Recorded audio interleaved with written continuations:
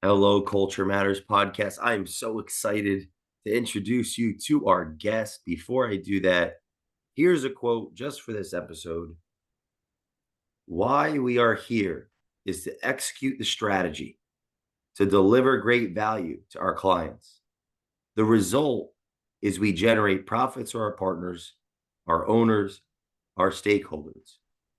That's a shift from the sum of the parts to the whole made up of its parts.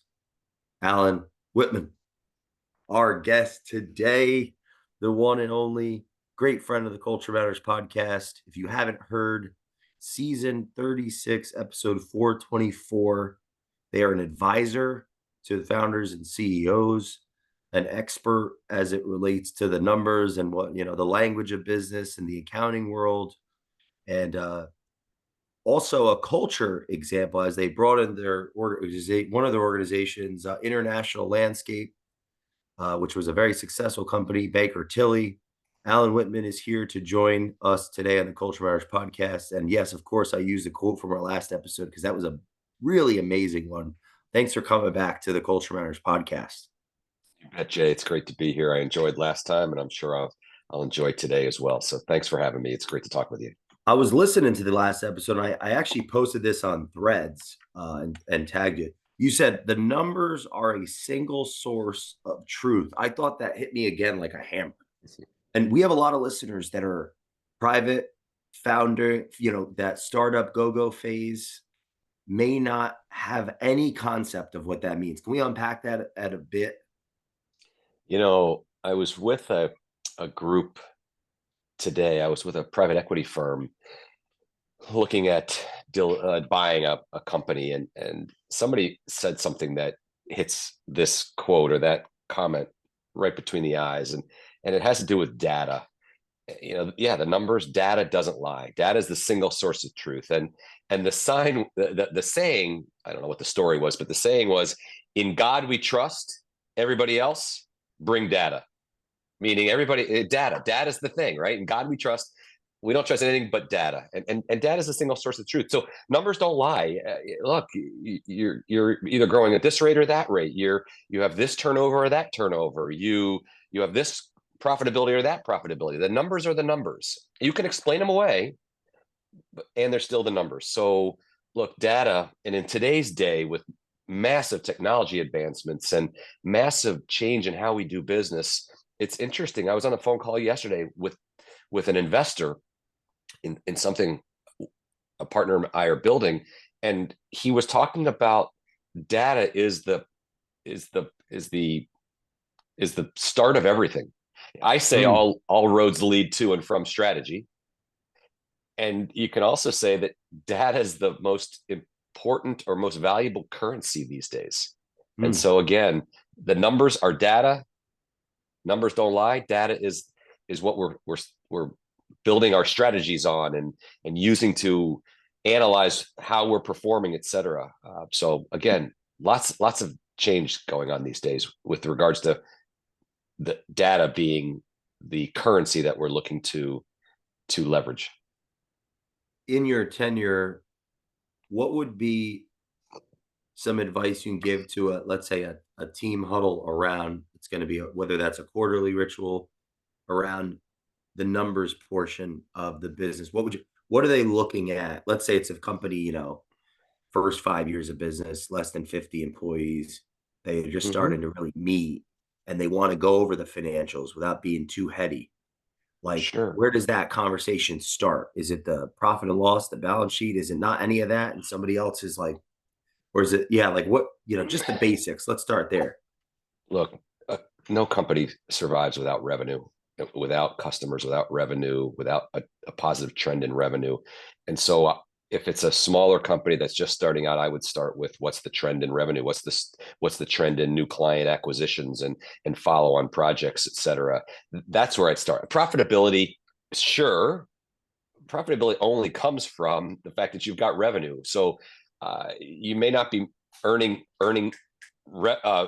money early on because you have to invest in expenses. Sorry about that. My dog needs a little attention right this morning.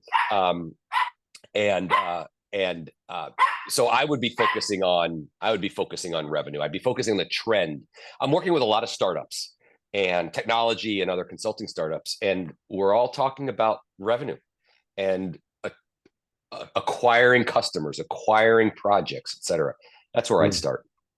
I want to go to preparation because and you've made me just feel a bit more better right now with what's your dog's name?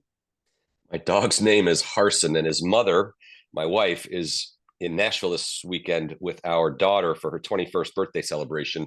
Oh, And so congratulations. thank you, when mom is gone, Harson goes nuts, and I'm not the best dad for him. So he wants attention. Well, Anyway, I got questions around preparation and how to juggle it all because I realized about 3 minutes ago that I forgot my remarkable, my notepad in the other room. And I literally feel naked from building, right? So I got to grab it while we're going to be okay, authentic with park it you and you everything. got it. You Because got it. I literally, and I don't want to pause it. I want to keep this real. I Sure. need my remarkable, and I'm pretty sure I left it right here. But my question is preparation, right? Because I think I was a little nervous before we hit this, and I forgot my remarkable in the other room. How important has preparation been in your career? Having traveled 160 plus days a year, having traveled internationally to build your organization. What role did preparation and also hit the gym and get things, rocking in Yeah. that respect? What role did Well, preparation have in? there's different types of preparation, and you've referenced one of them, and that is getting into the gym. To me, that's a habit. So I was on the bike this morning. I've got a full day, so I was only able to get on the bike this morning for about 45 minutes. That prepares my mind. That prepares my psyche to have a really, really good day. If I don't get in the gym or on the bike, my psyche is not that great, and it's not about the physical aspects of things. It's about the headspace. So preparation to get your day going is critical to me. Preparation for a meeting, for a connection with somebody is also very, very important. And it's not about preparation to know the numbers inside and out, and it's preparation to get in the right state of mind. What do you want to accomplish from the meeting? What messages do you want to deliver? What issues do you want to discuss? So excuse me, for the preparation, slowing down to speed up, taking the time to just think about what you're trying to accomplish in this call, in this meeting, uh, in this connection is critical to leveraging the time, leveraging the Mm. commitment that you're spending. I've got a call right after this with a CEO and a chief people officer of a company that I'm consulting with. And we're going to talk about CEO communications and messaging and strategy. They're going to learn from what I was so lucky in being able to deliver through the great work with my chief of staff, Jackie Wiggins, while CEO of Baker Tilly. And I sat last night and wrote down some notes, just things that I wanted to make sure that I touched on. A couple of points that I want to make sure. So, sure, preparation can help you with what you want to say. Preparation can also help you with what you want to make sure you discuss and you touch on, so you don't forget something. How many times did you go through a meeting or a call and, oh, I forgot that. I forgot to mention that. Right. So if you just write down 3 words or 3 bullet points, that gets you prepared for the meeting. You never know where it's going to go, but at least you've got the agenda of topics you want to get introduced into the Do conversation. you think there's a part of the life cycle of a startup where the having that agenda starts to become like a natural manifestation, or is it a consequence of getting advisors like yourself at some juncture? I'm curious if there's. Yeah, Jay, great question. And the startups and the entrepreneurs that I've seen are, they're, as my father used to say, they're the chief cook, they're the bottle washer, they're the maitre d. So they're doing everything, right? They're keeping the plates spinning on the poles or on the sticks. And so organization is key, right? You can get stuck doing this or that, and sometimes you do need a reminder. You need somebody to stop you and to say, "Hey, is this really a good issue of your time? I can see the landscape. The outsider can see the landscape." And so sometimes well, a lot of times it's good to have an advisor just kind of looking from the outside in to make sure that the entrepreneur or the longtime CEO is spending her or his time in the right things. I was talking with a CEO last week, and she mentioned an issue with a senior employee, and my reaction was, is this really what you want to spend your time doing? Is it really that bad? Are you going to make that much of a difference by focusing on X, Y, this topic? And she sat back and she said, that's a really good point. I don't think so. I said, then leave it to somebody else, or you can deal with that in 6 months. Right now, you should be dealing with X. And look, having somebody, and I have this all the time with my advisors, or I had it, kind of stop you, because otherwise you're going to just keep going. Most leaders are A-type personalities. They're headstrong. They know what they're doing, or they think they know what they're doing, and they want to get things done. Sometimes stepping back and saying, am I focusing on the right things is a huge accelerant and an enabler. Can you see a scenario where with over preparation is feasible, or an inevitability, and what would that look like? Sure. Well, there's the saying of paralysis by analysis, right? The other thing that we all need to understand is as leaders, you're never, and I'm not the first person to say this, I'm probably the multi-millionth to say this, you're never going to have all the data. At one point, you've got to use the data that you have, make a decision. And the real issue in making decisions with not all the data, or with the data at the time, is whether or not you're making a one-way decision, or a decision, let's say, with a revolving door. A one-way decision is you go through the door, and the door slams behind you and locks, and you can't get back. You can't reverse it. You can't pivot back. One-way decisions are difficult. One-way decisions are very, very intense. The revolving door decisions, those are the ones where you go in and, I made a mistake. I'm going to come back. I'm going to reset. That's another type of decision that is, while important, not critical, right? It's not, you either do it or you don't. You can pivot. So you need to understand what type of decision it is. And you also need to realize that you're never going to have all the data. Use the data you have to make the decision, and then go with it. And if you make the wrong decision, pivot. Let's say I want to ask you about this from the last show on which was 424. Amazing show. To any of the listeners, go listen to that episode. You said something about a CEO that I want to unpack. Here's the quote. There can only be one CEO in an organization, but there can be a lot of leaders, and a CEO leans heavily on his or her leaders. What did you mean by that? How do I lean heavily on my leaders? Well, at a bare minimum, you have them do things. You have them lead projects. You have them take on initiatives. A more evolved way of thinking about it is you enable them to be the people they can. You enable them to be the highest performing professional, aka leader, that they can. The best CEOs enable their leaders to do more, break down barriers to progress more, in order to be able to achieve more on behalf of the company. Those are the best CEOs. Now, you're right. There's only one CEO. There's only one leader. And, excuse me, I'm sorry. And the best organizations are ones where there's an integration of leadership and a breaking up of the responsibilities. One person can't do everything. It's impossible. It's impossible. Whether it's scaling, or whether it's reorganizing, whether it's just running the business, it's impossible. I'm advising a firm right now, scaling very nicely, and the CEO would be better off if that CEO would divide and conquer, assign projects to others. The CEO is thinking that the person needs to do everything by themselves.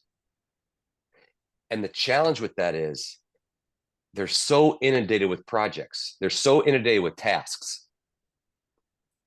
They're actually hurting, in my opinion, they're hurting the organization, because this person is not spending enough time with the leaders. And one individual can only do so much. 10 people can do more than just 10 times one. An old colleague of mine used to say 1 + 1 doesn't equal 2. 1 plus 1 equals 11, I meaning love that. the upside, excuse me, for the balloons there. I love the Sorry, I'm not, balloons. Yeah, that's I'm perfect. not, It's a I'm not celebration. used to, yeah, I'm not used to that. So look, leaders need to realize you can't do everything yourself. You Wow. shouldn't do everything yourself for a variety of reasons. One, divide and conquer, one to many. Two, you're not developing your other leaders. Three, you're not spending time with your leaders. They need you. Leaders need their leader. They need to connect with their CEO or their practice leader, what have you. They need to learn from them. And when a leader is stuck doing all the work themselves, I believe that that is holding an organization back. I loved the time I spent with my leaders, just sitting there talking about strategy, talking about the future, talking about what they're doing and how they can accelerate. I had a I had a leader of a pretty large practice, great person, and we would have a monthly call, and that person would bring in, he'd immediately want to go to the numbers, revenue, and say, and I'm like, guy, I know the numbers. I don't want to talk. We've got a COO. We know the numbers. We'll deal with the numbers. I want to talk about strategy. I want to talk about you. I want to talk about what the practice is doing. I want to talk about, are we executing? What obstacles do we need to knock down, et cetera. And it, for the first couple of calls, it got this person off their heels, or on their heels, off their feet. Wow. And after a while, the person realized he didn't come to the call with the numbers. He knew that we know the numbers. We'll talk about that. But let's talk about strategy. Let's talk about development. Let's talk about our people. And it was a wholesome conversation. And it enabled me to learn more about what's going on in the organization by having that conversation. The numbers, they don't lie, as we talked about early in the recording. Okay, I got the numbers. Now what? Because the numbers are always what happened in the past. Let's talk about the future. Mm. What would be your advice on how to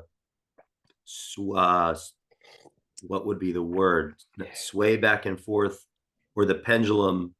I imagine a pendulum swinging. Sure. I don't Look, want that. What's the movie where the pendulum swings and then eventually it cuts me in half? oh yeah, no, I don't want that I don't either. know, the horror movie, Yeah, right? I don't want yeah, it to yeah, cut yeah, me.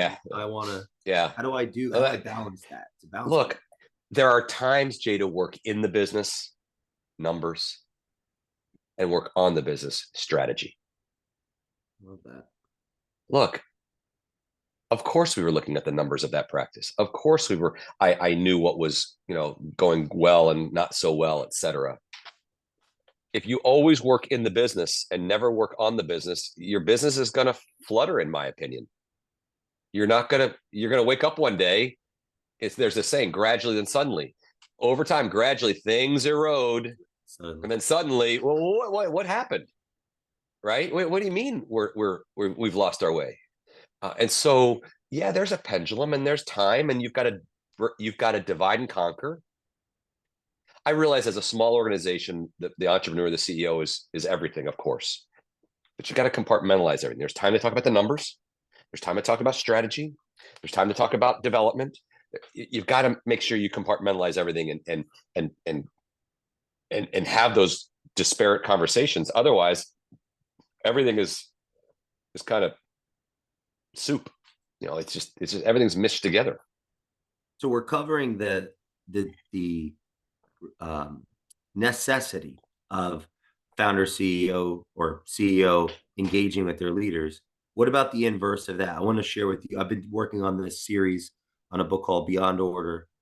Rule number 4 is opportunity lurks where responsibility is abdicated. So can you unpack the inverse of your thesis around the necessity of the CEO leaning into their leaders? So that rule is opportunity lurks where responsibility is abdicated. I What love about the that. abdication, the other side of that, right? Over delegation. Can you unpack that a bit in your experience? Yeah, look, there's a balance of everything, right? Look, I don't I don't know if you can over delegate as long as it's the right stuff. right? There are things that the CEO needs to do, and there are things that leaders need to do. And I always told my leaders, think of yourself as the CEO of your practice, because there's different levels in an organization: CEO to practice leader to junior, junior to more junior. So everybody needs to move the dial on moving responsibilities throughout the organization so that people are developing, people are pushing, and people are achieving. Opportunity exists. Wow, where that lurks. That's fantastic. Look, there's a couple things. There's the inverse of that. There's no opportunity, and there's a watering down of development opportunities, et cetera.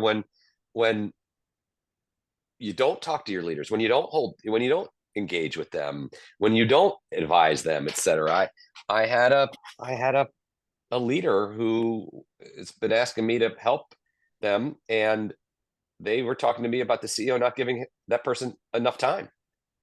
And that person needs that. They're in a very developmental part of their career. Well, we all are, frankly, continually should be lifelong learners. So there's a balance, and it's hard. Look, leaders are busy. They're always busy. And leaders need to find time for those that report to them in order to make sure that they're developing. Hmm. Otherwise, one person can't drive everything. Again, not otherwise. It's just a fact. So there. You say, is there over delegation? I am. If it's the right stuff, there's never over delegation. How can someone listening that's in that top spot that just fired themselves, meaning the company was bigger and there's different than it was last year, recognize if they're disengaged or engaged in their own business? Wow. Well, a couple of things. One, you got to listen to your people. You got to be willing to listen. I probably shared this with you. I probably shared this with you in the first recording back in June. I've got a saying that, listen, you're not going to like this, and please accept it. You've got to give your subordinates, the people that report to you, the permission to be straight with you. Yeah, you're the CEO. They're going to do it politely, and they're going to say, you're not going to like this, and please respect it. You're not. I need more time. I'm not getting what I need to be able to perform at the level you want me to perform because I'm not connecting with you. I need more time from you. What if I don't like how I feel when they tell me the truth? Well, you're probably not going to like it. Okay, so you don't like it. I don't know what to say. You don't like it, right? There's a lot of things we don't like, and as I said, I just said I don't like. You're not going to like this, but please respect it. Hmm. Liking and respecting can be mutually exclusive. So yeah, there's a lot of things in life you don't like. Uh, the best leaders swallow the fact that you don't like it and listen to the message. There's a bunch of sayings. Don't shoot the messenger. Don't hate the player, hate the game. Right. All those things. If you don't like it and you lash out and you ignore it, well, shame on you. That's going to come back to bite you. How would you recommend me balancing compassion with assertiveness? So, for example, I really want my team to be, feel a part and be bought into what it is that my vision is. And we might disagree and they may not get it. And I may not be good enough at articulating it or able to. Or how can I balance compassion with uh, assertiveness to not let the team down, ironically? Um, Well, you're assuming by that, or I'm reacting that compassion and assertiveness can't be one and the same. Meaning, it can't be a both and. Can you be how do I compassionate do and that? assertive? I think you just need to be straight with people. You need to tell them the what and the why. You need to include them in, not have things done to them, but have things done with them. Trust the fact that they may come up with something you don't like. Well, suck it up. You're the leader, right? They're not But where you are. It's Now this hard. is good. I feel like I have to send you an invoice after this. Damn, Look, this is look, good look, today. look. I mean, you How do send you me an balance? invoice. I got it. I got it. I got it. Yeah, Uh, yeah. Clarify that. how how do you balance compassion and assertiveness? Great. One of the things that I've written about is during my time at Baker Tilly, I was known as a pretty assertive. I'm still am pretty aggressive, pretty straightforward guy. And sometimes people didn't like that. At the same time, they knew that they could always get the straight scoop from me. I was gonna give them the truth, and I told them, "You're not gonna like this, and here's why we're gonna do it anyway. We're gonna do this because we're executing a strategy. We're doing this because we're executing a plan, etc." So I don't know what's your term of. Let me ask this: what's your definition of compassion in this regard? I feel that I can be overly concerned on how the the deliverer of the like the laborer on the vision feels and is bought into the task to where I may hesitate or be not wanting to upset them. Um, Okay, I definitely don't want to steamroll them, and so right. I'm worried to have an overemphasis of compassion that would lead me to be less less blunt or less even Look, without my own no, awareness, yeah, where I'm yeah, yeah. Of creating course. an entitlement. I'm creating an entitlement without realizing it even. So a lot of people don't want to upset others. They don't want to upset them. I understand that. That's human nature. People don't want people to be upset. And yet, as a leader, you have a job to do. Your job is to lead the organization.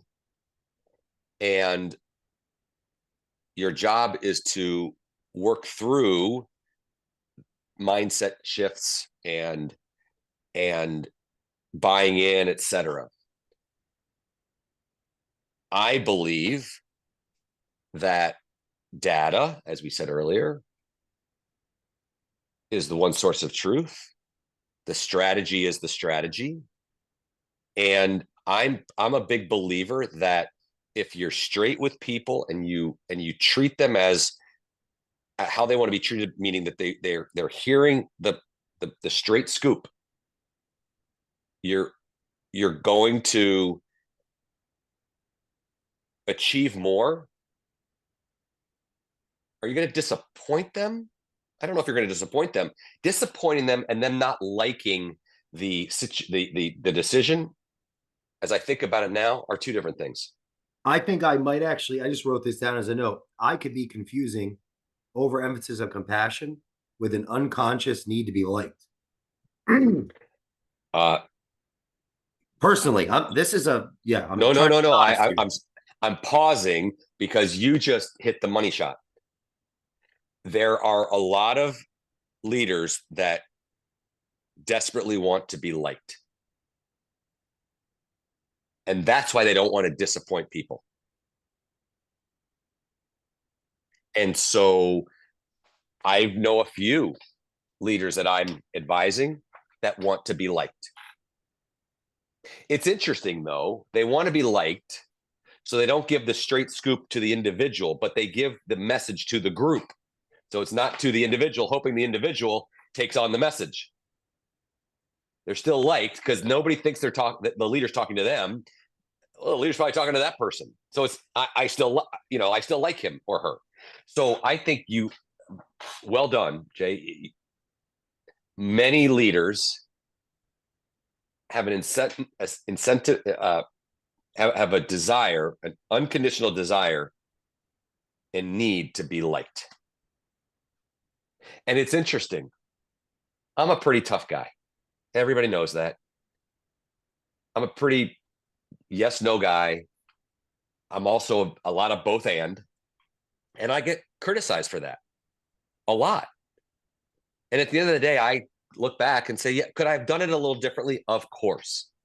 And I also hang my head very high because I was straight with the people who I'm talking with, I gave them the facts, and I didn't try to spin the situation. Mm. So there were a number of people at Baker Tilly that, I don't know if that fear was the right term, but kept their distance. And at the same time, though, they knew they were going to get it straight from me. They knew if they asked me a question, I'd give them the answer. And so it's not that, of course, everybody wants to be liked. Of course, I want to be liked. I wanted to be liked, though, for the things that we were able to accomplish. I want to be respected for the things that we were able to accomplish.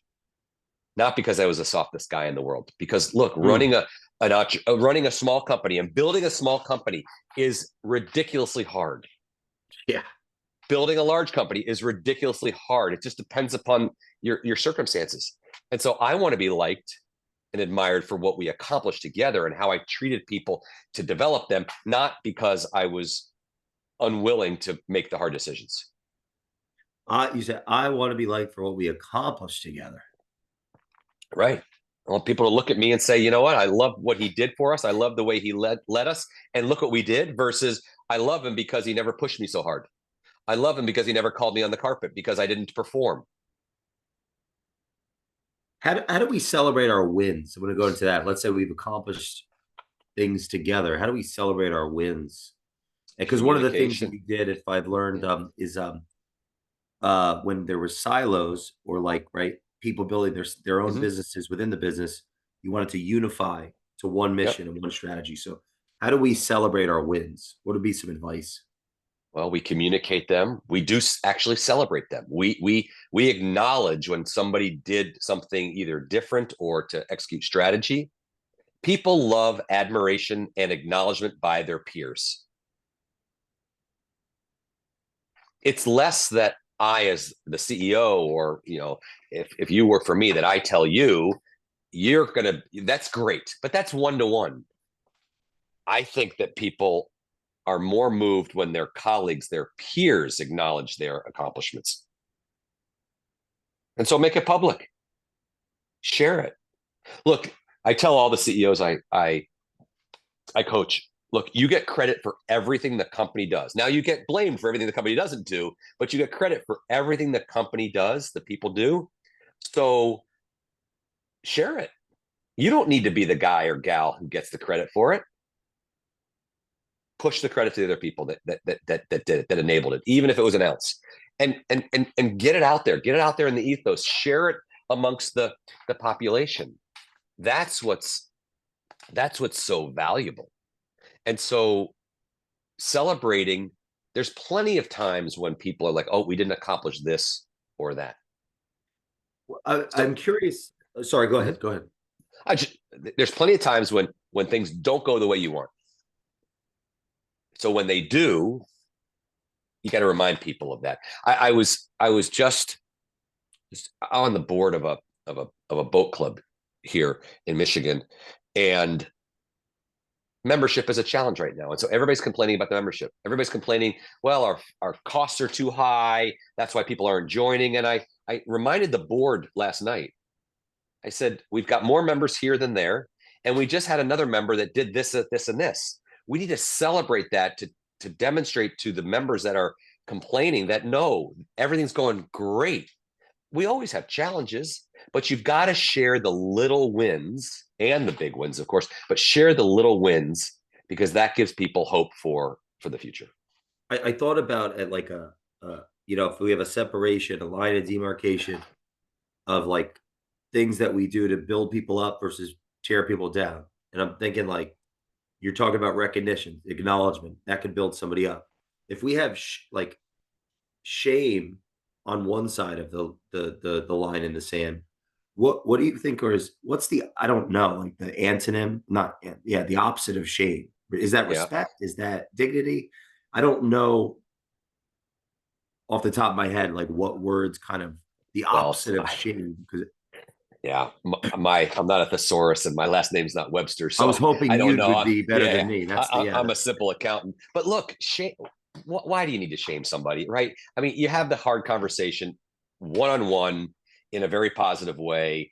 And look, if you're going to shame somebody, if it's gotten to that point, then maybe the place is not the right it's not the right place, right? If you can't change the people and let them go find some other place where that's better suited for them. The opposite, I think, is respect and acknowledgement that the person is doing what they said they're going to do, that they're accomplishing the things they're supposed to. Mm. And I think that that's a great trait that a leader has in acknowledging the simple things. Yeah, the reason that came to mind was because when you were talking about having people get together, celebrate, and their peers acknowledging them, Mm-hmm. that made me think, well, maybe that helps people develop self-respect. Sure. Look, I Or think that look, leaders telling somebody what to do is great. Having people emulate their colleagues, I think, is even more powerful. They see what good looks like. They see what success looks like. Look, a CEO or a leader says you got to sell more. You got okay, that's great. When you see somebody doing it and you see how they're performing at a high level, that's that's a true way of learning. I want your opinion on this, if you can. Yeah, what are your insights on this? Responsibility is modeled, so it's experienced in behavior. The senses, Uh-huh. touch, smell, all that. Accountability is given in speech or taken in action. Yeah, Mm-hmm. like take given in speech, like, "Hey, this is what I think," or taken in action. I quit, or "Hey, you're out." What am I missing, or what? How can we improve? Like, so, responsibility is modeled, it's observed. Mm-hmm. Someone's ability to respond, their responsibility.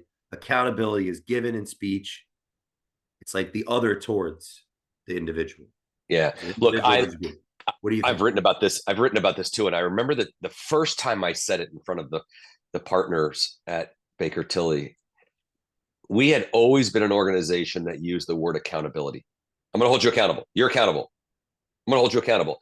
And to me, accountable is the result. That's to me, accountability is a half empty word. Responsible is a half full word. And I remember when I said it, I made a comment that I understand accountable. At the end of the day, you will be held accountable for your results. I believe people are responsible for their actions and their goals and their tasks and the things they need to accomplish. So leading indicators is the There you latter. go. Lagging indicator. I love that. Responsible for their actions and what they're doing, and Right. accountable to the outcomes. For leading, of course you're accountable at the end of the day, because look, if you got $10 to split and we have $10 to split and you did twice as much as I did, I'm going to be held accountable because I didn't hit my goals, and you're going to get $9 to 9 of the $10. Of course. I mean, it is a zero-sum game at the end of the day. Despite how many companies borrow and go bankrupt, so it's a zero-sum game. There's only so much out there. In general, Alan, at, go ahead. So good. Go ahead. at the beginning of the year, we're both responsible for some part of the organization. I'm going to hold you accountable at the end of the year, but I don't know. I think the word accountable is a negative word. It's like change. Change. You feel like something's being done to you Yes. versus something being done with you. So I've spoken about this. We altered, or we pivoted from change to progress. You're not going to change something because just you want to change it. You're changing because you're trying to build a better tomorrow. You're changing because you want to improve things. You So to me, it's progress. Everybody would say, well, we got to deal with the change management. And I'm like, well, what about progress management? Again, change management, you think you're losing something, something's being thrust upon you. So again, it's accountable to be responsible. Of course, the the uh the definition of going from one system to another is a change. I understand that. But when you talk to the human brain with all the emotions, with all the minds, with all that, people define or consume change in a negative way more often than not. I wonder, why do organizations confuse these terms? If you've had the same experience in my observation, or some different between accountability and responsibility. Well, I know why questions are tough, but they're curiosity. yeah, They're no, I also appreciate that. exciting, Look, right? look, What? Yeah. I had a wonderful experience for 8 years with my chief of staff, Jackie Wiggins, who now works for Business Leaders of Michigan, a talent of all talents. And she and I spent hours on the one phrase, and that is words matter. Well, yeah. And look, I was leading a group of people to massively scale and progress and accelerate a very, when I got to the CEO chair, traditional firm. So there was a lot of things we changed. And so words mattered. Getting people on the bus, as you said earlier, to believe, to take the bull by the horn, so to speak, and lead their part of the organization. I needed to convey an inspiring message. And so, right, we looked at the words very closely. And look, we tripled in 8 years. We did $400 million of acquisitions in 5 of those 8. Yeah. I'd Wow. say it was a massive success. And I think a lot of it had to do with the style of communication.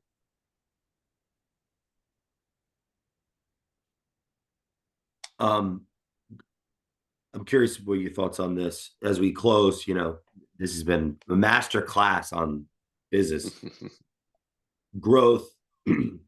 What if, or yeah, could there be as we grow, like self-awareness and growth have a opposing relationship that could lead to those in positions of authority, title, influence to say, hey, we need more accountability, when it's actually, without awareness, they've abdicated responsibility at some level. Yeah. Yeah. Curious on your thoughts on that.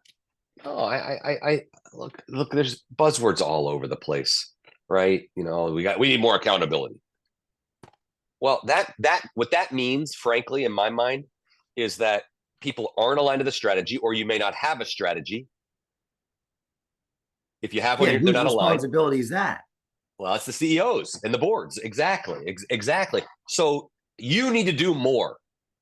Well, what is that? You know, I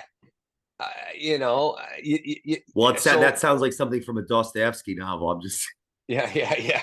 So yeah. So that's funny. I think people take a linear view in how to communicate and how to enable people, how to inspire people.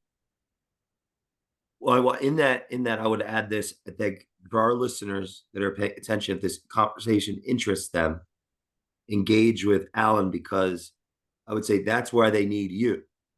If they're in that, right, then you're the outside accountability to help Yeah, them with that responsibility.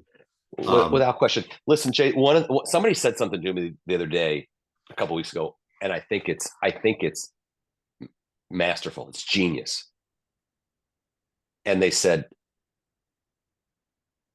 human nature is undefeated. And I'm like, whoa, that's deep. Human nature is undefeated. So leaders are fighting human nature. That's their kryptonite, human nature. And so you need to work through human nature in order to get to the other side, in order to progress. Human nature is to think things are happening to me. Human nature is I don't want to change. Human nature is you're being too mean. Human nature is I'm working too hard as it is. Human nature is leave me alone. Human nature is you're taking the entrepreneurial spirit out of me. Human nature is I know better than you. I mean, they're human nature, human nature, human nature. It's undefeated because it's your human. It's mine. So I'm always right. And so my human nature, if I'm always right, and you're part of human nature, you're always right. And the best leaders are able to, despite that, get people to buy in, want to, and then do achieve more. If you're listening to this episode of the Culture Matters podcast, I challenge you to go to season 36, episode 424. Very, very different episode, but just as enriching and rewarding. Follow Alan on I think it's it your handle on LinkedIn, something CEO startup. Oh, straight shooter CEO. Yeah, there you go. Straight shooter CEO. Follow Alan. There's newsletters and reach out. Thanks so much for coming back on the show. I can't wait for next time. You're just a wealth of knowledge, my friend. Thank you. Jay, thank you. It's great. I look forward to the next time. If you're listening to our show, please leave us a review on the Culture Matters podcast, and we will see you next time.